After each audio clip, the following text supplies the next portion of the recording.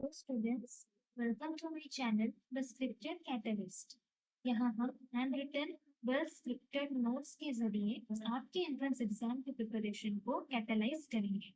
Any students preparing for JEE, NEET, IIT JAM, CUET, PG or any other PG entrance exams for chemistry, this video is for you. अगर आप इस channel पर entrance level के notes, questions and online tutoring minimum price पर call करना चाहते हैं तो आप मुझे डिस्क्रिप्शन में दिए गए नंबर पर व्हाट्सएप कर सकते हैं. तो आइए शुरू करते हैं हम आज का टॉपिक. तो आज हम जनरल ऑर्गेनिक केमिस्ट्री के इलेक्ट्रॉन डिस्प्लेसमेंट इफेक्ट्स के सारे इफेक्ट्स के बारे में देखेंगे. तो मैंने यहाँ पे इस एक ही पेज में सारे परमानेंट एंड टेम्पररी इफेक्ट्स को शॉर्ट नोट्स के हिसाब से लिख दिया है, जो आपको समझने में एंड मेमोराइज करने में भी आसान रहेगा. तो आइए शुरू करते हैं. Electron displacement effects. तो इलेक्ट्रॉन डिस्प्लेसमेंट इफेक्ट जो कार्बन कार्बन के सिंगल बॉन्ड या फिर डबल बॉन्ड्स में देखने को मिलता है, वो जनरली हम उसे दो ग्रुप में कैटेगराइज करते हैं. एक होता है परमानेंट इफेक्ट, एक होता है टेम्पररी इफेक्ट. तो परमानेंट इफेक्ट फिर हम उसके बाद inductive, resonance, mesomeric, hyperconjugation इन सब में कैटेगराइज करते हैं. और जो टेम्पररी इफेक्ट शो करते हैं उस इफेक्ट को हम इलेक्ट्रोमेरिक एंड इंडक्टोमेरिक इफेक्ट बोलते हैं. तो आइए अब हम एक एक इफेक्ट्स को अच्छे से जानें. तो पहले हम देखेंगे हमारा परमानेंट इफेक्ट में. हमारा जनरली इंपॉर्टेंट रहता है परमानेंट इफेक्ट. हमें एंट्रेंस लेवल में भी क्वेश्चन ज्यादातर परमानेंट इफेक्ट से ही आते हैं. तो उसमें हम देख सकते हैं inductive, resonance, mesomeric effect, hyper conjugation, ये सब हमारे इंपॉर्टेंट इफेक्ट्स हैं.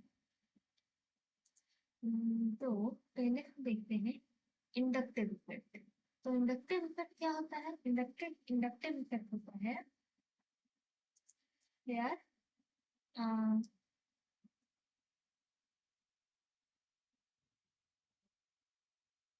so inductive effect is operated via sigma bond. तो हमें इंडक्टिव इफेक्ट सिग्मा बॉन्ड के ऑपरेशन के द्वारा देखने को मिलता है.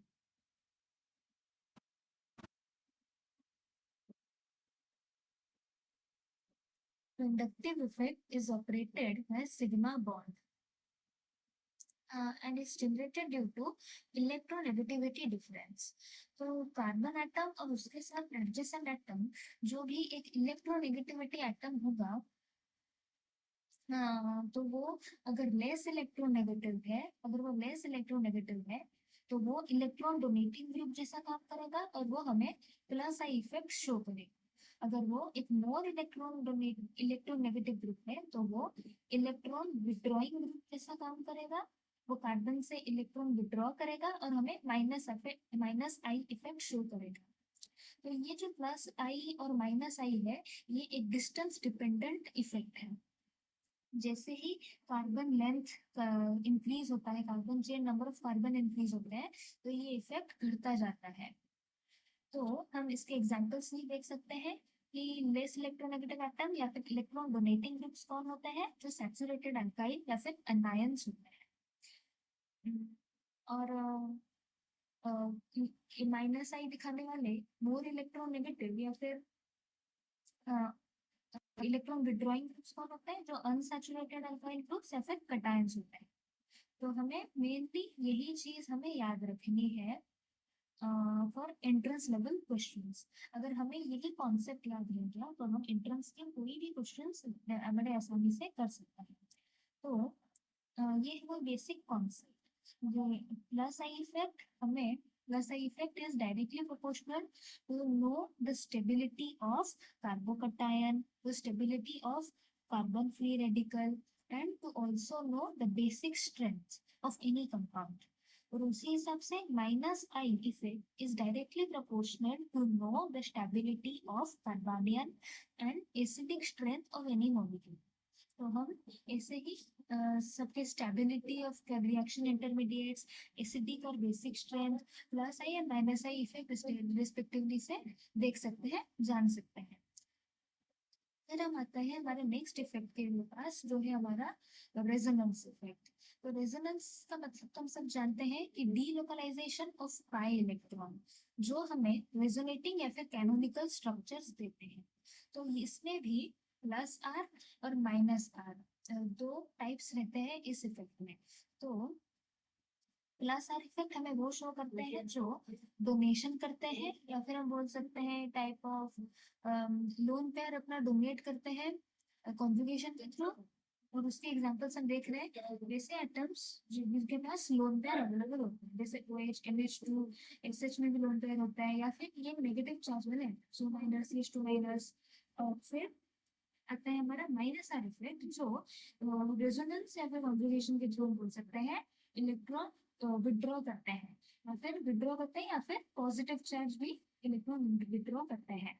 किससे? वो रेजोनेंस वाले मेथड से, डीलोकलाइजेशन ऑफ पाई इलेक्ट्रॉन के मेथड से। तो ये सब कौन कौन शो करते हैं? Cl, NO2, Cl, CHO, मतलब सब कार्बोनिल वाले कंपाउंड्स, ये सब माइनस आर शो करते हैं। और जब नेगेटिव चार्ज ऐसे लोन पेयर कंटेनिंग कंपाउंड्स हमें प्लस आर शो करते हैं। फिर हम आते हैं हमारे नेक्स्ट इफेक्ट के पास, जो है हमारा मेसोमेरिक इफेक्ट। तो मेसोमेरिक इफेक्ट भी हमारा पाई इलेक्ट्रॉन बेस्ड ही है। तो ये है हमारा pi electron shifting from multiple bond to atom, और from lone pair to single bond via conjugation. तो रेजोनेंस और मेसोमेरिक इफेक्ट दोनों ही पाई इलेक्ट्रॉन बेस्ड ही है, बट रेजोनेंस और मेसोमेरिक इफेक्ट में एक डिफरेंस है। वो डिफरेंस ये है कि मेसोमेरिक इफेक्ट एक यूनिडायरेक्शनल कॉन्जुगेशन है, whereas resonance is bidirectional. Resonance बहुत सारे रेजोनेटिंग स्ट्रक्चर्स या फिर कैनोनिकल स्ट्रक्चर्स हमें दे सकता है। तो उसी हिसाब से प्लस आर माइनस आर वाले सारे इफेक्ट्स भी हमारे रिवर्स हो सकते हैं, या फिर बाई डायरेक्शनल हो सकते हैं। तो जिस वजह से रेजोनेंस होके हो रहे हैं, फिर से उसी वजह से वो रिवर्ट भी हो सकते हैं, बट मेसोमेरिक इफेक्ट यूनिडायरेक्शनल ही है, जिससे हम यहाँ पे इस एग्जांपल से देख सकते हैं कि मेसोमेरिक इफेक्ट में भी प्लस एन और माइनस एन दो टाइप्स होते हैं। तो प्लस एन वाला जो होता है वो इलेक्ट्रॉन डोनेटिंग ग्रुप जैसे एटम शो करते हैं, और इलेक्ट्रॉन विड्रॉइंग ग्रुप जैसे एटम माइनस एन शो करते हैं। तो यहाँ पे इलेक्ट्रॉन डोनेटिंग ग्रुप जिनके पास लोन पेयर है, तो वो इलेक्ट्रॉन इसे डोनेट कर रहे हैं थ्रू कॉन्जुगेशन। और यहाँ पे माइनस एन में इलेक्ट्रॉन विड्रॉइंग ग्रुप वो पाई बॉन्ड से, मतलब पाई पाई इलेक्ट्रॉन शिफ्ट कर रहे हैं, विड्रॉ कर रहे हैं, और वो इफेक्ट हो रहा है हमारा माइनस आई इफेक्ट। तो ये चीज हम कटायन या फिर अनायन वाले स्टेबिलिटी से भी हम जान सकते हैं। जो कार्बोकटायन में हम जैसे प्लस एन के थ्रू इलेक्ट्रॉन डोनेट कर सकते हैं, और कार्बानियन से हम माइनस एन इफेक्ट के थ्रू इलेक्ट्रॉन विड्रॉ कर सकते हैं। तो हमें plus N and minus N carbocation की स्टेबिलिटी एंड कार्बोनाइन की स्टेबिलिटी जानने में भी हेल्प करता है, और उससे हम उनके एसिडिक और बेसिक स्ट्रेंथ ऑफ कंपाउंड्स भी जान सकते हैं। फिर हम आते हैं हमारे नेक्स्ट परमानेंट इफेक्ट के पास, जो है हमारा हाइपर कॉन्जुगेशन। तो हाइपर कॉन्जुगेशन का सबसे इम्पोर्टेंट कंडीशन यही होता है कि उसमें alpha hydrogen must be present, इसमें sp3 ऐड कार्बन है, और वो sp3 कार्बन किसके एडजेसेंट होना चाहिए, किसके साइड में होना चाहिए? किसी एक कार्बोकटायन के साइड में, किसी एक कार्बन फ्री रेडिकल के साइड में, या फिर एक अल्कीन के साइड में। तभी जाके वो एक हाइपर कॉन्जुगेटिव स्ट्रक्चर फॉर्म करेगा। जितने ज्यादा हाइपर कॉन्जुगेटिव स्ट्रक्चर्स होंगे, उतना ही ज्यादा हमारा वो कार्बोकटायन, कार्बन फ्री रेडिकल, या फिर अल्कीन ग्रुप स्टेबल होगा। तो इन सब का stability number of alpha hydrogen कितना प्रेजेंट है उस पर डिपेंड करता है, और हम उसी हिसाब से total number of hyper conjugative structures भी निकाल सकते हैं। फिर हम आते हैं हमारे टेम्पररी इफेक्ट्स के पास। तो टेम्पररी इफेक्ट्स में मेनली हमारे पास दो इफेक्ट है, एक है इलेक्ट्रोमेरिक इफेक्ट, एक है इंडक्टोमेरिक इफेक्ट। तो ये ज़्यादातर हमारे किसी भी एंट्रेंस एग्जाम्स में पूछा नहीं जाता है, बट हमें इसका आइडिया होना चाहिए, क्योंकि इनडायरेक्टली अगर इसमें से कोई भी टाइप ऑफ क्वेश्चन आया या फिर कोई भी एप्लीकेशन बेस्ड क्वेश्चन आया तो हमें इसके बारे में पता होना चाहिए। तो इलेक्ट्रोमैग्नेटिक इफेक्ट होता है जब हम कोई भी एक अटैकिंग रिएजेंट देते हैं किसी भी एक सबस्ट्रेट में, तो वो एक complete transfer of pi electron from one atom to multiple bond show करता है। मतलब इलेक्ट्रोमैग्नेटिक इफेक्ट पाई इलेक्ट्रॉन के ट्रांसफर के साथ इन्वॉल्व रहता है। इसमें भी plus E and minus E दो टाइप्स रहते हैं।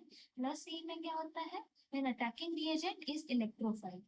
अगर अटैकिंग रिएजेंट इलेक्ट्रोफाइल है तो पाई इलेक्ट्रॉन पॉजिटिव एटम की तरफ ट्रांसफर होता है, तो उस इफेक्ट को हम प्लस ई इफेक्ट बोलते हैं। अगर अटैकिंग रिएजेंट एक न्यूक्लियोफाइल है तो पाई इलेक्ट्रॉन एक ऐसे एटम की तरफ ट्रांसफर होता है जहाँ पे बॉन्ड फॉर्म नहीं हो पाता है, तो उस टाइप के इफेक्ट को हम माइनस ई इफेक्ट बोलते हैं। फिर हम आते हैं हमारे इंडक्टोमेरिक इफेक्ट के पास। तो इंडक्टोमेरिक इफेक्ट एक बहुत ही रेयर इफेक्ट है जो ज्यादातर शोकेस में नहीं होता है, क्योंकि ये कहीं ना कहीं इंडक्टिव इफेक्ट का ही एक टेम्पररी वर्जन है। जब हम कोई भी रिएजेंट ऐड करते हैं इलेक्ट्रोफिलिक की न्यूक्लियोफिल को, तो यहाँ पे ट्रांसफर ऑफ सिग्मा इलेक्ट्रॉन ही होता है, तो ये सिग्मा इलेक्ट्रॉन के इर्द गिर्द होता है। Sigma electron temporary enhancement of inductive effect happens.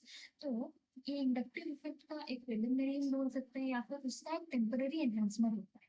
तो जो भी इंडक्टिव इफेक्ट एग्जिस्टिंग होता है तो वो उसे थोड़ा सा एनहांस कर देता है। जैसे ये चीज हम एक एग्जांपल से समझ सकते हैं।